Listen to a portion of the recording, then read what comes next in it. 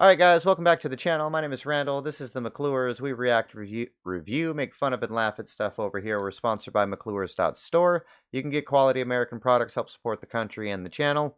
McClures.store. Links are down in the description. We're going to be checking out This Never Happens Here, Something's Up. This is a MrMBB333 video. He is a YouTuber, so we'll definitely leave the link to his in the description when we post this, so go support him. He's the one that put out the content. I'm just checking it out here with the live. This was recommended by one of the folks in the live, Angelo. So if you want to come hang out with us live, Monday, Wednesdays, and Friday, we are here at 3:30 to 5:30 Arizona time, so you can come chill with us. But let's get into this and see what they're talking about. Hey, what's up, guys? Hope everybody's doing well and having a great day. Remember a while back when this came flying through the solar system? They named it Oumuamua. It's still a topic of debate on exactly what this thing was. And do we think that's a real picture? I'm always skeptical of these space pictures that they show. You know what I mean? I don't know how real that looks. I don't know how real that looks. Like if this... Oh, I guess I do it with the mouse, huh? So if the sun's over here, how can you see right here? Why is there light right here on the rock? And they're like, oh no, we just took measurements of it, and then our 3D just tells us what it looks like. I don't know. and where it came from. Well, something else has entered the solar system. It was detected over here on the SOHO LASCO C3 and 2 instruments. Looks like something entered the solar system, came close to the sun, and then made a hard left-hand turn. In this video, we're going to analyze the footage that showed up on the C3 and C2 instruments, and we're going to take a real close look, at least as close as I could get, of this mysterious object that entered the solar system. But a quick update on the storm of a generation is what it was being called, as this Arctic cold air dip over into of some northern part of the All right, weather update, customers. Bro. Pretty much the entire eastern seaboard is 3 days ago. We don't need that. 837. New Jersey 8,336, and then the other states you can see. That's a grip of people out of power, though. At 8 a.m. on December 23rd. Actually, the cold air and high winds were well underway at this time. This was the morning power outage. This guy's news stuff is better than the actual news, so if you need news, this is where you should go. Check out Retreat. As you can see, it's not quite as cold. 5 degrees in Ohio, coming over to Indiana. The wind, Pennsylvania, still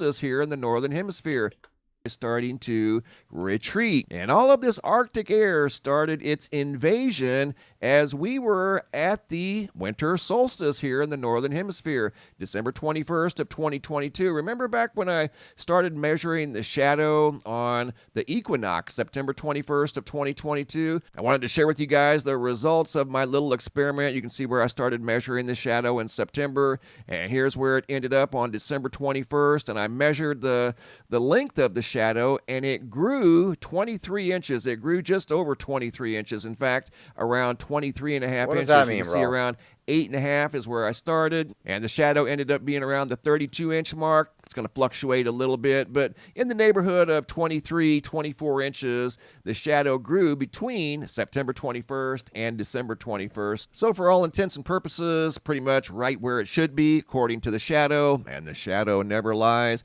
Here's my journal, all the measurements I took. All right, this guy's got a lot of time on his hands for sure. Let's get to the space rock, bro. Left hand quickly appeared LASCO location, so the sun angle slowly but surely making its way out of North America and retreating back up towards the Arctic Circle. Now over here to the SOHO LASCO C2. We're going to look at the LASCO C2 and C3. Watch right up here in the upper left-hand corner. You're going to see it right there. See that object very quickly appear and then disappear? It came in from the left, made a sweeping left-hand turn, got brighter as it made the turn, and then very quickly exited the field of view. That was All right.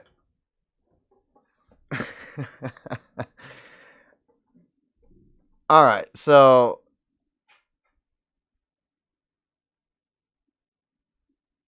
the little flashy dot that he's supposedly just seen do that, when there was like a million other little flashy lights on this thing, and that was the weird one?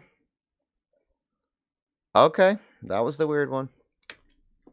on December 20th of 2022 at 0642 right there. The entire event lasted 2 hours. Okay, going from the LASCO C2 to the C3 instrument. This is just a wider field of view, and you can see the object appear over here also. Got brighter and then disappeared very, very quickly. But that occurred over the course of 2 hours. It wasn't like it just appeared and disappeared in 5 seconds. That was over 2 hours. Okay, so here's what we're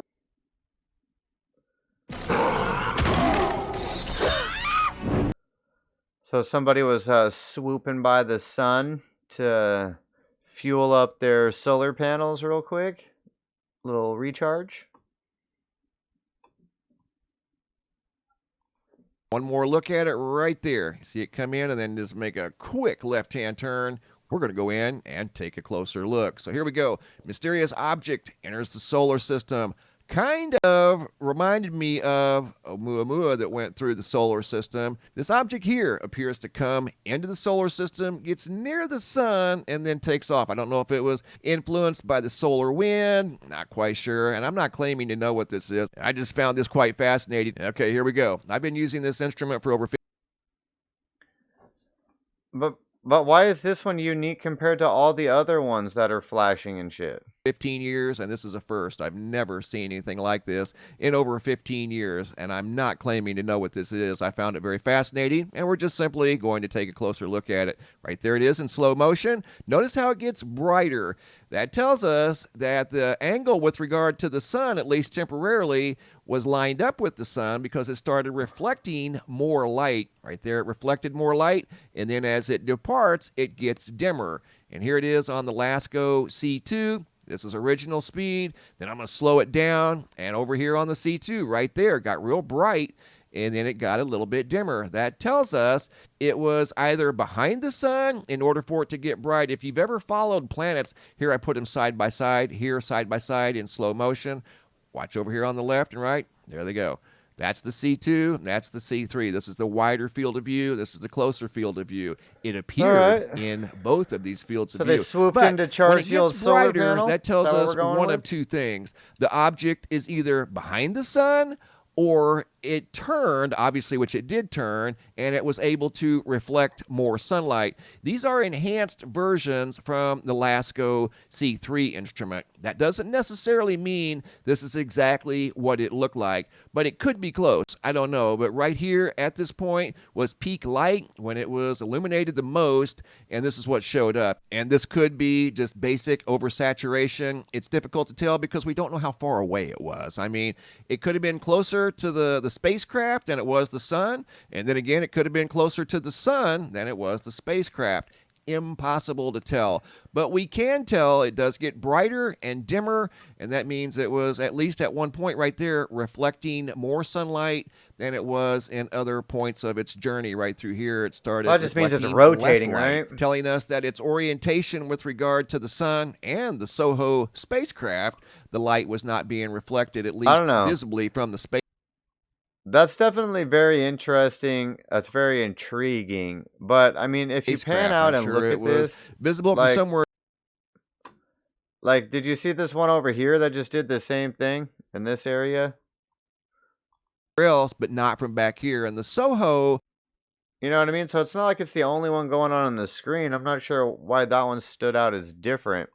orbits the sun with the Earth. So this could have been between the Earth and the sun. Don't know. But typically, when an object is between the spacecraft and the sun, they don't reflect as much light like this one did. They're actually very dim. If you watch Venus and Mercury transit through this spacecraft going between the sun and the Earth, they're not very bright at all. And when they're behind the sun, they're extremely bright and they look a lot bigger. There it was very bright. This is a still image when it was super bright before it turned. This I is don't know. That as doesn't it make was any sense to turning. me. And these are all enhanced still images. Here I go to the C2 instrument. So if the image of the object is between the sun and Earth, it's not as visible as if it's on the other side of the sun? Where are you taking this picture from, bro? Like, how does that make sense? And I paused it right here when it was at peak luminosity, and then it turns and it gets dimmer. Right there, you can see how it gets dimmer. I don't know. Typically, when like a planet goes between the Earth and the sun, it's dull. You don't really see too much of it. This one here, at that one point in time, it got bright for about an hour or so. Keep in mind, this whole process right here took 2 hours. Here I zoomed in and tried to get as close as I could without becoming too overly pixelated. There's the object, whatever it may be. Don't claim to know what it is, guys, but it doesn't seem to be behaving like an asteroid or definitely a comet. It didn't have a tail. It appeared to be of intelligent origins as it came towards the sun and then made a left-hand turn. Looks like it could possibly have angles on it, but again, it's just too far away to conclusively say, yes, it does with absolute certainty. It's just too far away. This is something that came near the sun on December 20th of 2022. It was in this general area for about 2 hours. It appeared in this area at 0642 and it departed the field of view at 0842. So it wasn't like, again, it just appeared for a few seconds and then disappeared. These are all enhanced versions of some still images that I took of the object. It lasted for 2 hours. So it was up there for a considerable amount of time, wherever it may have been. This is simply light is dark and dark is light. That doesn't necessarily mean that's the exact shape of the object. It could be close to the shape of the object at that particular moment in time as it was moving. So it's going to look like it changes shape because of its orientation with the SOHO spacecraft, but doesn't necessarily mean that's the exact shape. But that's what showed up in that enhancement. So either way, something very bizarre. How big was that thing? And that's a good question, and that's the question of the day. I'll put it to you this way. It had to have been pretty good size to even show up on this instrument. Otherwise, it wouldn't have reflected light like it did. That's what And I was at going to one say. It had to point, be big. right here, it got pretty bright. So that tells me more than likely this was pretty good size. Exactly how big, that remains a mystery. Coming over here to the homepage of the website, today's feature photo was sent in by Pepper out of Glendive, Montana. This is during the recent storm. All right, so I'm not sure how I feel about that. Those, I don't know. I guess if you're an expert in reading weird stargazing machines, you could maybe tell the difference. But to me, that looks like a bunch of crazy static going on the page, and then they pick out one static dot, and they're like, look at this one. It's doing this. Why is it doing that?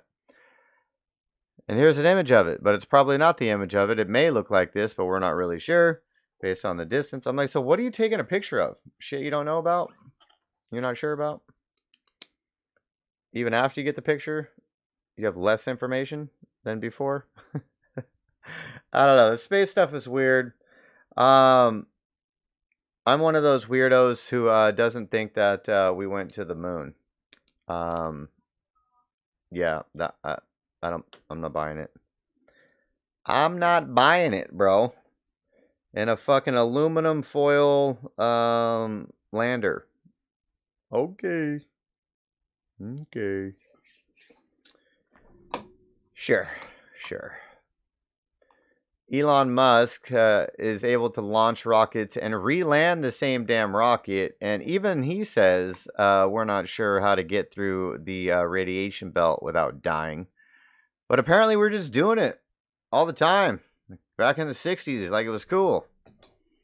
And then those guys didn't get cancer and still lived for 50 more years. Like, what? Okay. So, there's my conspiracy theory of the day. But